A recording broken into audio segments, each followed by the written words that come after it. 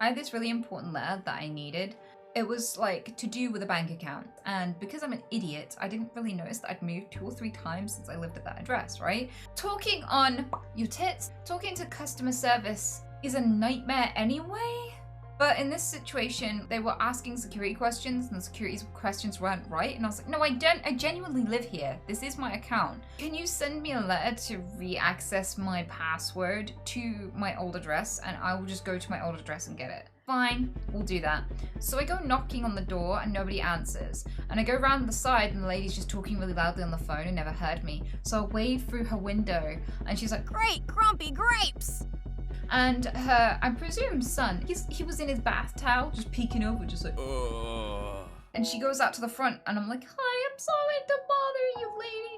I need a letter really bad, and they've sent it to you by mistake, because I used to live here many years ago. And she's like, okay, no problem.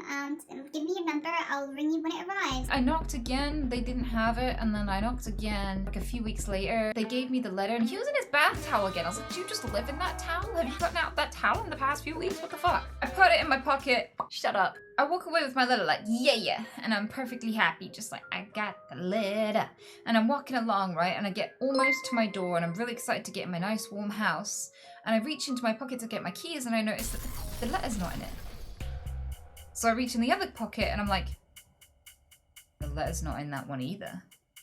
So I look on the floor, and it's not on the floor. I look back, and it's not on the stairs to my house. And I'm like, fuck. Somewhere just blustering around on the street is like a key to all of my money. So I immediately ran, just going fuck, and not all of it was because of the Tourette's, right? Just hurtling it down the street, down the hill, up the hill, around the corner, looking left and right, just like, oh fuck. So I was running. I ran all the way back to their house. And it was there like a few feet from their fucking door, crumpled on the floor. Like, I dropped it pretty much instantaneously. But I got a run out of it. I did a whole workout with weights and shit, and I got a run in. And I haven't gone for a run in ages, so guess I got my cardio in too. But like, I have an autoimmune disorder, and I've been really sick lately.